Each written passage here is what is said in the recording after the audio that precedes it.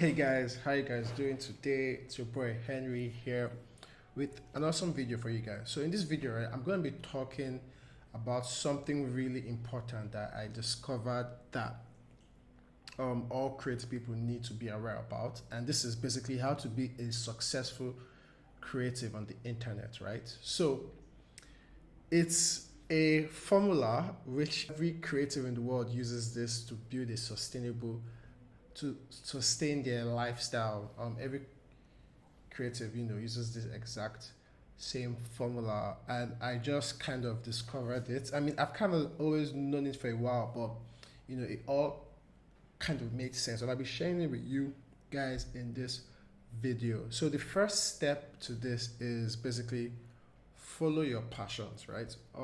So this goes without really saying much. Basically, as a creative person, you have to explore your passions. Try new things, go new places, travel, explore, drop out of school, drop back in, do things, explore. And I think this is a very important step, because I think this is one of the most important steps, and I think this step may take a lot of time. You may spend years exploring, and that's perfectly fine. That's part of the process. Allow yourself the opportunity to explore your passions, and you figure out basically what you like and what you don't really like, and basically what clicks with you. While you're doing this, right? The next step is share your work slash process slash progress. So if you're learning how to draw, you could take a picture of the thing you're drawing every day and basically share it on Instagram or on Twitter. It doesn't really matter how you share it, just try. It's hard, right? So creative people don't really like sharing our work because we feel insecure about our work often of the times, right? And I kind of can relate to that feeling of not wanting to be judged, not wanting people to basically say, oh wow, is that your work? But like I said, it's part of the process, right? It's part of the process. You have to put yourself out there as a creative. I mean, how else are people going to know what you can do, So share your process, share your progress, and this will inspire other people who, want to do the same thing you're doing. This was how I started my, sorry guys. This is how I started my company, Senpai, by sharing my photography on Instagram, and basically building a community, which is the next step. This is step number 3.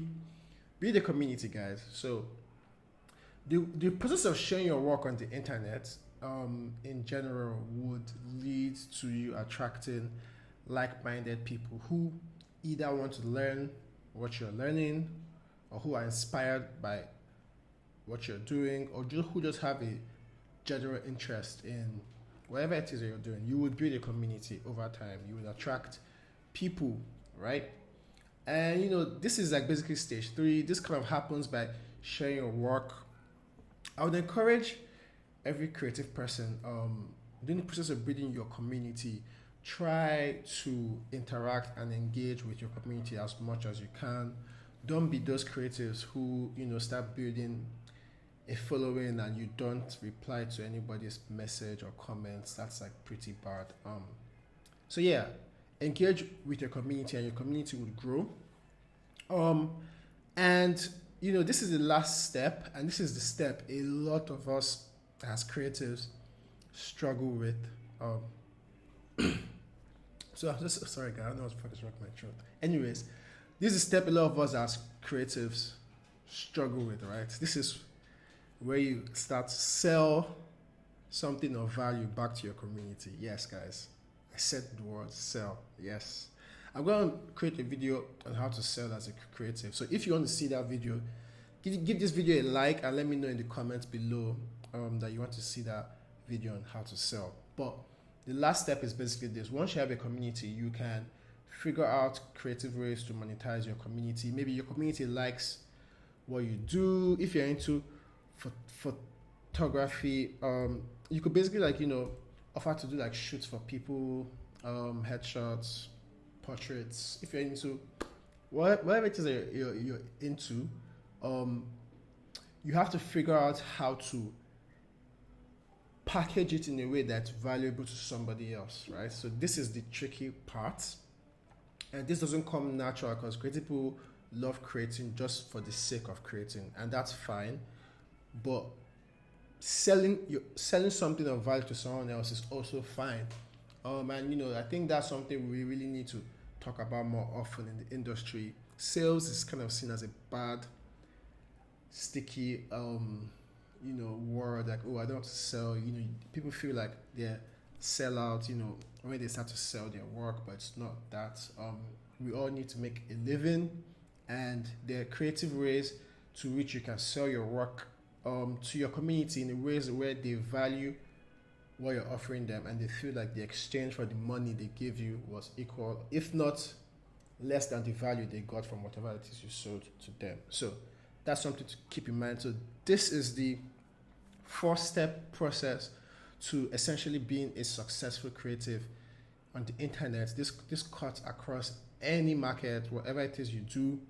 You just have to follow these steps and basically figure out how you can maximize each step. I think a lot of the work basically comes from sharing your work online, sharing your process, which is what I'm also doing with this video and this YouTube channel. So if you like this video and you love to see content like this, please subscribe and share with your friends. I'll be basically talking about ways that creative people like myself can basically follow their passions and build a successful lifestyle, like I'm trying to do right now. So hope you guys stick around on the journey, and yeah, thank you for watching this video.